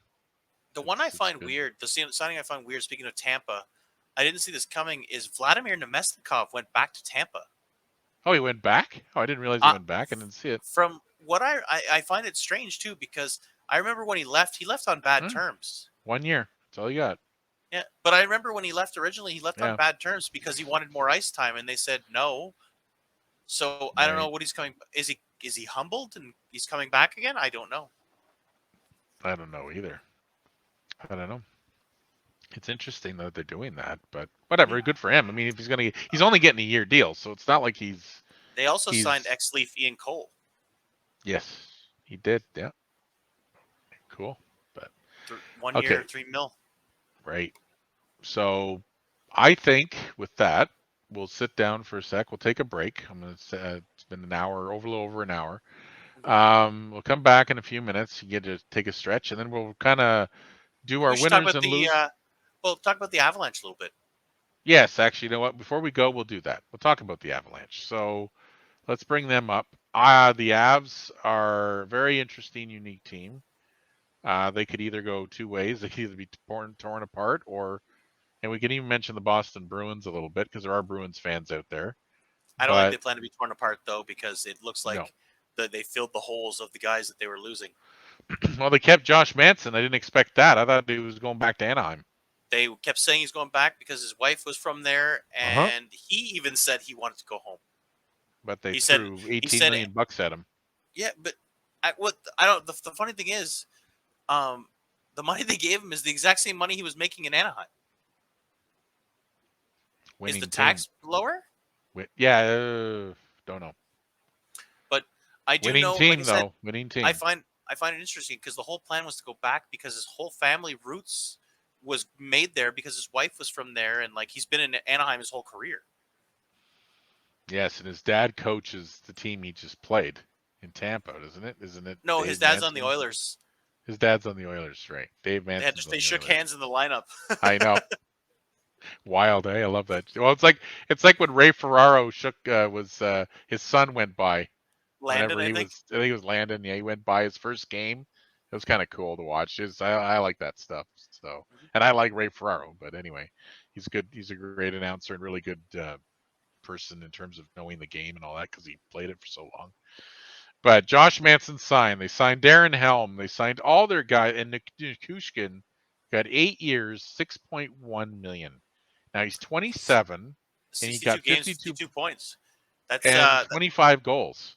that's his career best. After when he was drafted, I remember when he was drafted by Dallas, Yeah. he was supposed to be so good. And he had two Yes. seasons. He had 2 seasons, and it didn't look like it went well. Dallas kind of gave up on him. He went back to Russia. He came Yes. back. Colorado gave him a year, gave him a Right. year, gave him a year, and I think they gave a 2 year at 1.2, and it's worked Hmm. out. He fits. He fits there. He's finally Right. looking like the player that was drafted. It's true. He's Mhm. good. I'm just looking at him right now. He's right wing. I mean, he played great in the playoffs. He was Oh always a yeah, factor. but like I said, Oh he man. was he was when Dallas took him. They had such high hopes, and it Yep. was I think it was injuries that put him out that they lost. They didn't think he could come back from it, Yeah, and and that then was the big thing with Dallas. Yeah, because I remember him in Dallas. I chose him I think once in one of the pools I was in, and I had like the numbers all pointed to him being this great forward for me and for my team, and nothing. So it was I or think it was very low. injuries that put him Yep, down. it sucks. And of course, on July 10th, they signed Gorgiev to a 3-year, 10.2 million. So 3.4 for a starting goalie. That's really good numbers. Now saying that, he was behind Shesterkin, and his numbers right now, he won 15 games out of 33. So he won half his games relatively. But he had a 292, 898 save percentage. Now, the money is not the issue. How sporadically was he playing? Is the other question. Well, 33 games, and the other guy played the rest, right? 67, So 69, that's not a 67. lot of games. It's not. No, It's and no. you're playing every fifth game, Oh yeah, absolutely. And so it's you're always playing the players on back to backs, right? So everyone's tired and things aren't you're not working well. you're not always playing the best competition either. No, you're You always don't. playing. Yeah. So It's hard to get in a groove when you're playing. Your workload is so low. the question will be, can he handle the West? The West I is think so. big. I think so. I like Gorgiev. I thought Toronto, like I said in the last episode, he might. I thought they were going to pick him up as a replacement for Campbell when he got hurt, but it didn't happen. But I and they ended up signing Cogliano too. They picked him up for a year. That's good. No, I like what the Avalanche Well, did. They no, just retained a lot of they their had staff they had before. yeah. Well, they re-upped. They re-upped Cogliano because Mm, he was already with them, and re-upping Darren Helm was also good. That those guys on the fourth line are very key, and hmm they've both been on what is it like? They've both been on competitors and Right, what's the word I'm looking for? They've both been on contenders their whole lives. When right. Cogliano was playing, he was always with the Ducks when they were amazing. He was Mr. Mm, Speedy. yeah. I remember him just being the speed demon. And Mm, even in Edmonton, he was a speed demon. Remember, no one could catch that guy. no, no, they Um, couldn't and then Helm, he was on Detroit for how many years? ever. All the long time. Half the time, I always said, "How is this guy still there?" And then Darren there was Helm, you mean Darren Detroit Helm? I mean Detroit, like it's always assume in a red white uniform. all these like superstars all got moved, and he just hung around. He found his place. David Perron of St. Louis, same idea. And David Perron came back apparently 3 times to St. Louis. Yes, he did. He left, he came back. He left, he came back. He left, he came back. Like the guy clearly likes St. Louis, but now he obviously went somewhere else. So He'll be back. yeah, he'll be trade deadline. We'll move him. They'll trade. So I think for that we're going to take a break, everyone. I don't know if everyone's watching. We're going to take a break for about 5 minutes or so, stretch our legs. We'll come back and we're going to talk about some winning, losing, whoever did well. We're going to kind of just wrap it up. We're almost done, but it's been a really interesting day. But yes, we'll come back and talk about those things, and we'll go from there.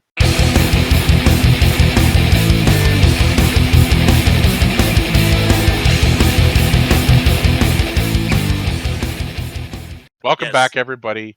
Welcome back to the live feed. We're just basically going to give our thoughts about winners and losers, Canadian teams for the signings for day one, and then what else are we going to do, Typhoon? What are we going to do after that? Maybe some. What was it? You said winners and losers, eh? That was kind of what we're thinking with the Canadian teams, but I was thinking of something else. But I don't know if there's maybe too much else. maybe pretenders and contenders who Sure. Okay. who moved up on the or maybe just a potential who moved up in the playoff race. Okay, we could do that. Let's do that. So, your opinion: who was the winner and who was the loser for the Canadian teams?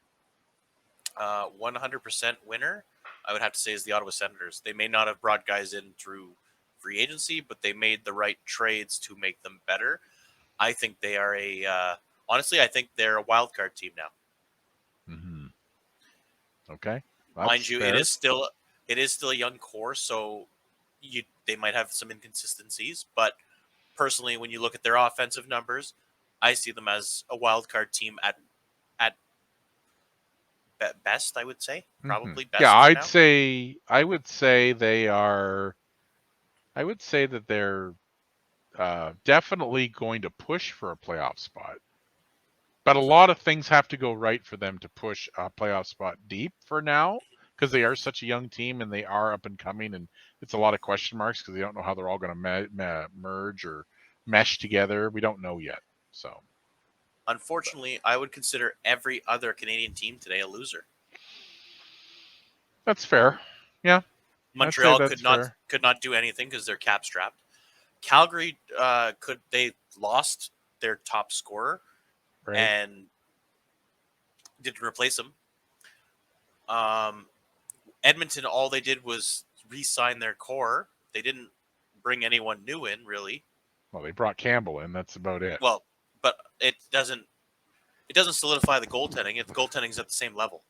No, I know, but what I'm saying is they still sign. They bring someone in, but it just but okay, it's not like right, they did bring a player in, like a new goaltender from another team. So I was looking at the offensive perspective or defensive perspective. Right. The two biggest problems is not the top six, the bottom six, and the defense.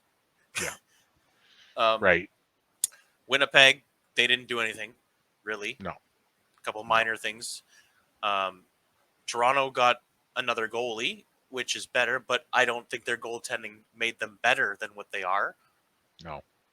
It didn't. There was nothing they did that put them above and beyond. Right. Or pushed them a little bit better. They kind of stayed flatline. Right.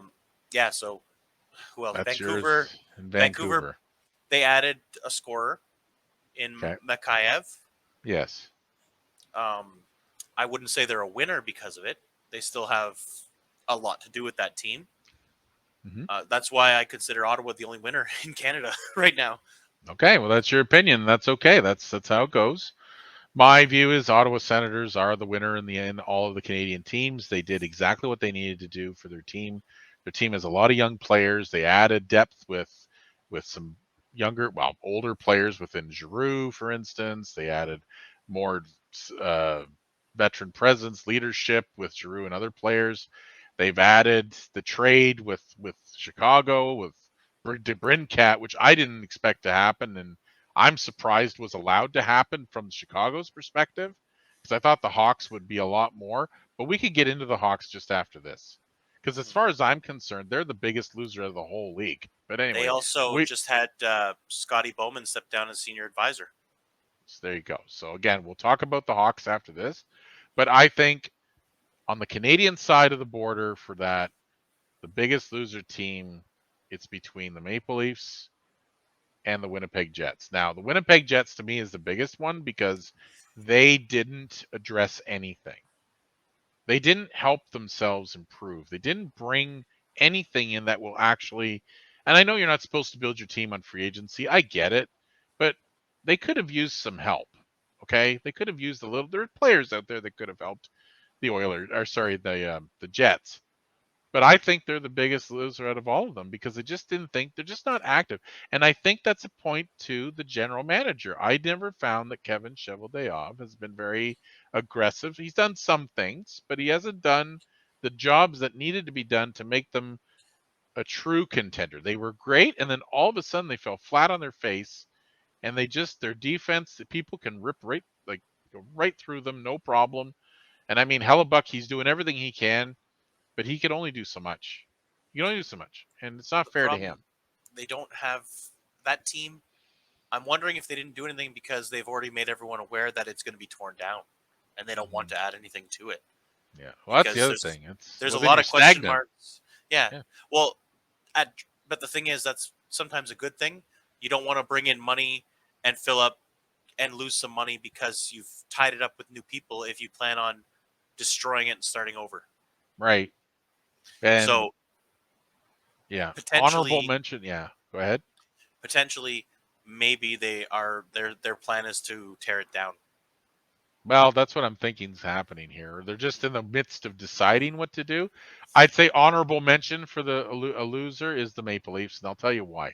The Maple Leafs lost a lot of players today. They lost Blackwell, they lost Kashi, they lost Lyubushkin, they lost Mikheyev, they lost Campbell, they've lost probably a couple other players. I think there's at least one more, at least five. Okay, of their Depth. guys, that's depth moves. Okay, those are depth guys that you, well, not sorry Campbell, but the four other guys were depth players. I like Blackwell and all those. You brought a goaltender in that has all the question marks in the world, that we know what's going to happen to him. You brought in some insurance with Samsonov, but again, he is Samsonov, but he's not a super duper sure bet by any stretch He's because it not is on the. proven anything yet. No, he hasn't, and he's 24, 25, actually 25, and he is on a deal that's only a year. So they don't have a ton of confidence in him because they don't know what they have yet with him. And what my problem is, maybe they are the bigger loser. I don't know, but here's my problem. What are you telling your fan base? Okay? You've built this team for 5 seasons, 6 seasons. You brought in Matthews, you brought in Marner, you drafted Nylander, you've had Riley, you brought in Tavares, Tavares, you brought in, okay, Muzzin. you've got Muzzin, you've got Giordano, you've got, okay, great, phenomenal upfront presence. Okay, they're really good, but the things that broke you down in the playoffs, especially in the playoffs, is what they didn't fix yet. Goaltending was a problem for Toronto. It You, was. you can't outscore your problems in the playoffs. Yeah. You can do it in the season. You can't Well, do it in the playoffs. you and I both know that it's a defensive style game. I mean, this year was a little bit different because a lot of teams were offensively minded, so it was a wonderful goal But fest all. some of But those, some of those series, those yeah, offensive teams were shut right down compared to yes, the other one. yes. And the interesting part was when the games mattered the most to burn the game, either to close the Defense won gap, close the gap, or win out the series, the defense took over. And every that's why time they. Tampa's so good. Well, and that's look at the last two games with Tampa and Colorado. Mhm. 2-1. 2-1. Toronto Maple Leafs and Tampa 2-1. Same thing. Just They suffocated the offense, and the third and fourth lines weren't there. And that's where a lot of these guys were. Now, they lost a lot of them, but I just think the and then honorable mention, Toronto Maple Leafs as a loser, I think so. And and I'm a yes, Leafs fan. It bothers me to here's say that, but even in Tampa, you guys did smother the top six, but yeah, that final game came down to the bottom six. Nick Paul Mm-hmm. twice. So Yeah, again, so that's what I'm thinking. But they basically, um, that's the deal with them. So I think that's it for that part. I think we'll finish up that section. it's not much more. And so yeah, but I think our last what we'll do for the night quickly will be, who do you think moved up in the ranks in terms of, like, power rankings, as they would say, like basically in the rankings of overall in the league, who do you think really moved up and who do you think really moved down or stayed the Well, same? mhm, We'll do I think. three Well, each okay. highest, middle, and low. We'll do that. Well, I'd say the highest climb after today is the Ottawa Senators. They Fair. will not be 7th in their division this coming season. Or for a long time. The other one is the Detroit Red Wings. Mm-hmm. They got. We didn't even mention with Detroit that a couple days ago they made a trade and brought in Ville Husso. They already fixed their goaltending too. Oh, this is it. There's so many signings; it's hard to keep track. But I mean, yes. But that's a big signing. That is a big signing for Detroit. And Detroit fans should be very happy with that. They brought in a leader like I think Sherratt went there. Yep, Ben Sherratt did go there. Yes. They got some defensive leadership out of Sherratt. They brought in David Perron to help with the offense. Oh yeah, they're a building team. They brought in the right veterans to push that team to the next level. Mm-hmm. Right. My final one for a push up would be I think Carolina. They went out and grabbed Max Pacioretty. I don't like the guy. Brent Burns too. They picked up Brent Burns today. That's where I was going. I said they picked up Brent Burns, and they picked up Max Pacioretty. They added some goals. Well, they're hoping to add some goal scoring. Right. He has had injury issues the last couple of years. And they've added actually some more points from the back end. That's for sure. Right. So I think they got better as well. Okay.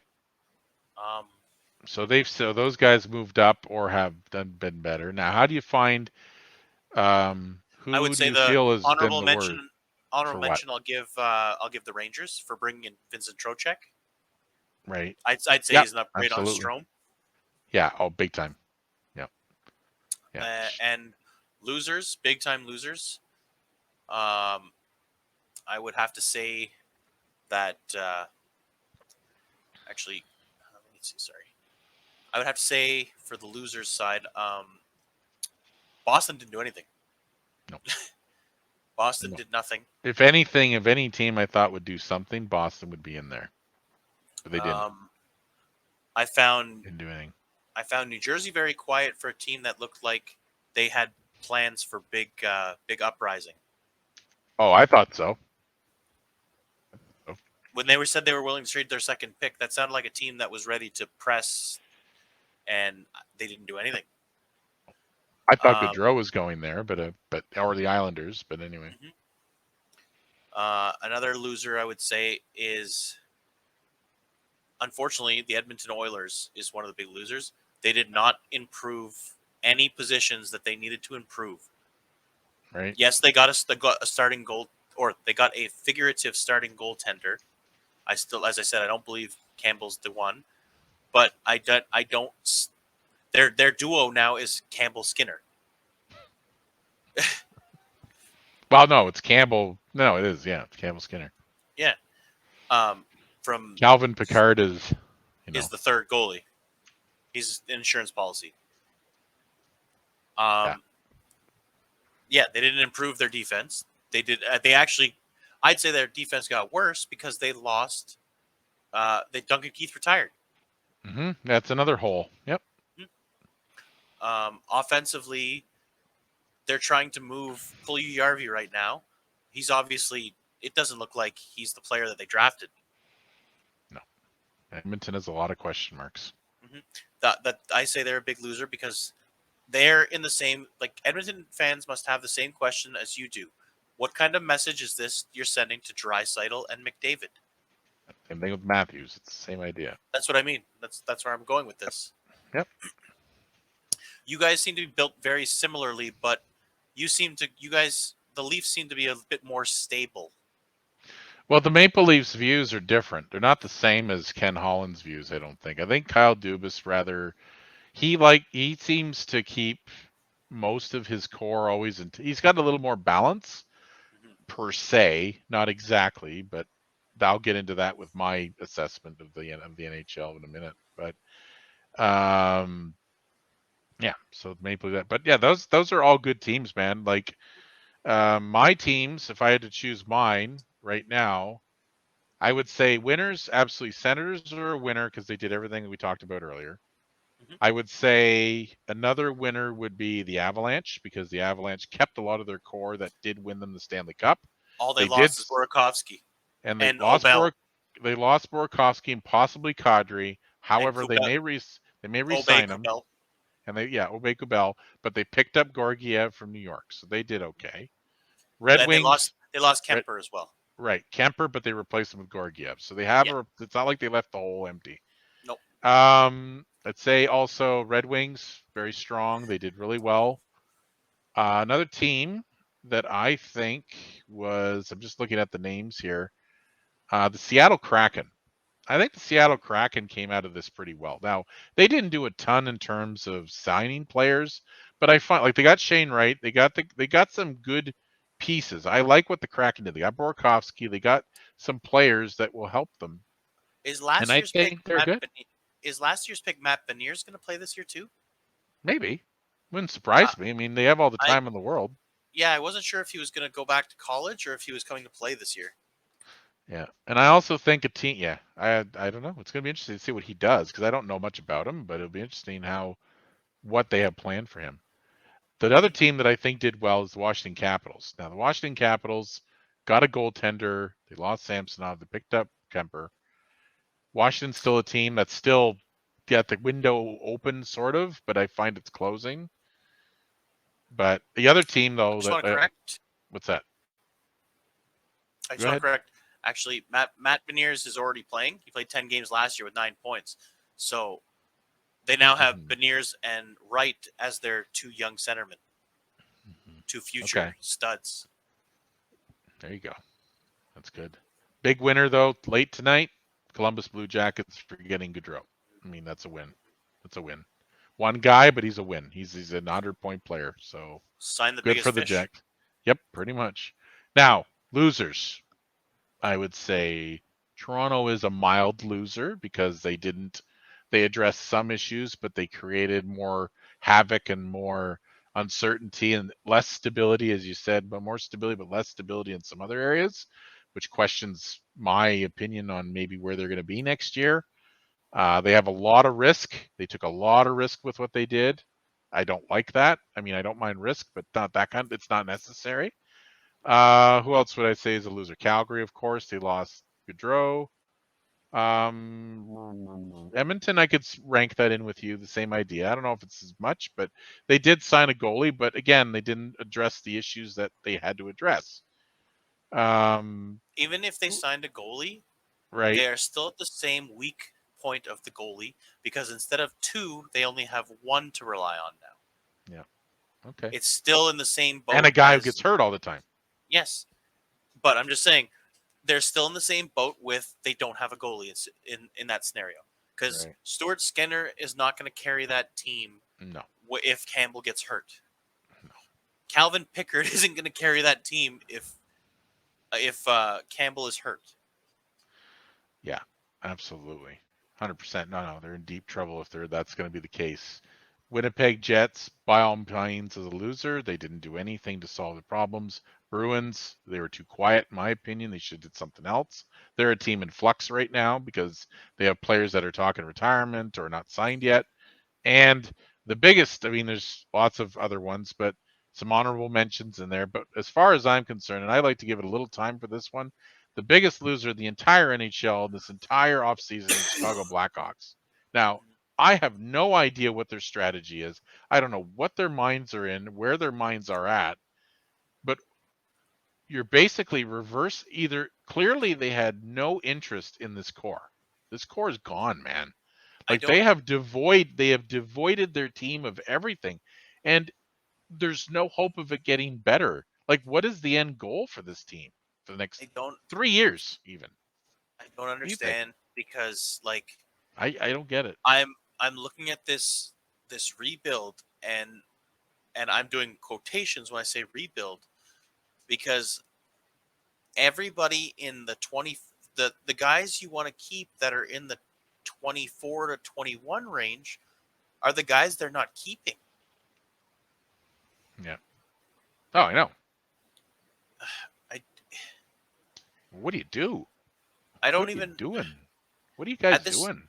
I don't know what to say at this point. Like I said, because it doesn't make sense that why are you moving the guys that are gonna push you forward?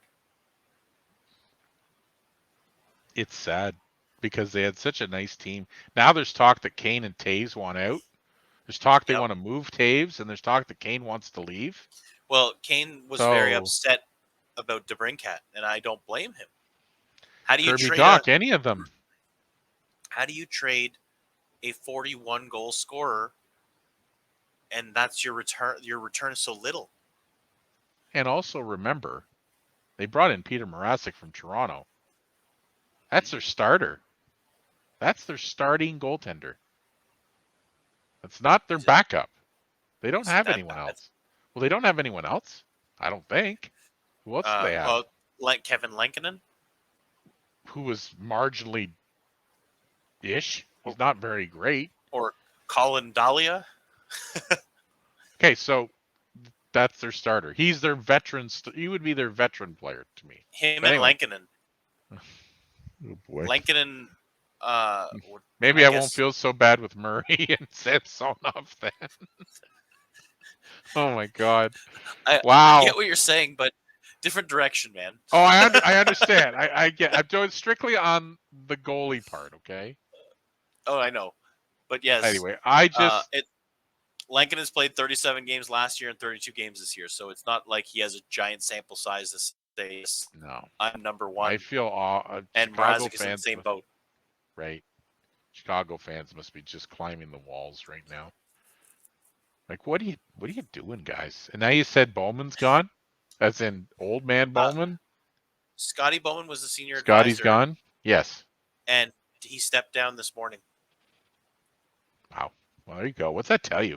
It just tells you. He's almost 90 years old, though. Oh, he's an old man, but I mean, still, like, just everyone's leaving. So it's they lost a very big ambassador, I guess you could say, of the game. Oh, absolutely. It's like losing Glenn Sather or like losing, yes, something like that. Roger Nielsen. Roger Nielsen, any of those guys, Pat Quinn, the late Pat Quinn, of course, and Roger Nielsen. But anyway, so that's basically what I think that's it for tonight. I think it was a great day, great first day. I'm sure there's more signings to come. There's still players out there. We haven't even touched that, but we won't. We can look into that another episode, or we can do a recap next episode. Kadri's unsigned. Well, he's the big fish now. He's one of the big guys left. He's made it clear he's going to take his time, and he's looking for a super elite contender. He's going to be very picky and choosy because he's got the right to do it. He has the right, and you know what? He paid his dues. But I still say he's a buyer beware because he's 32 years of age. Yeah, he's up there, and don't give him. Well, you give him whatever you want, but I wouldn't give him 3 years. 3 years. I would say 3 at the most. Not giving more than 3 years.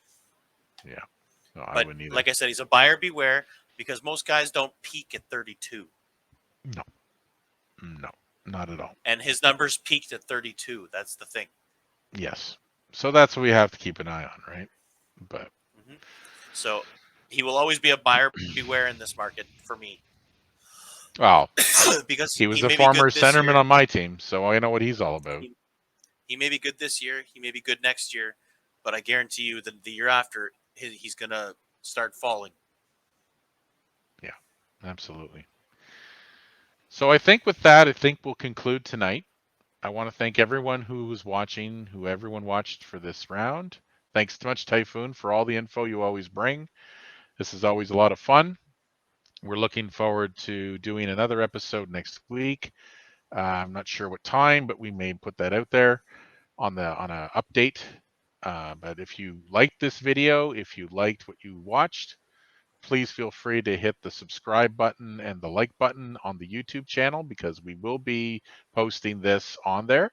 We'll also be posting the audio form of this in Spotify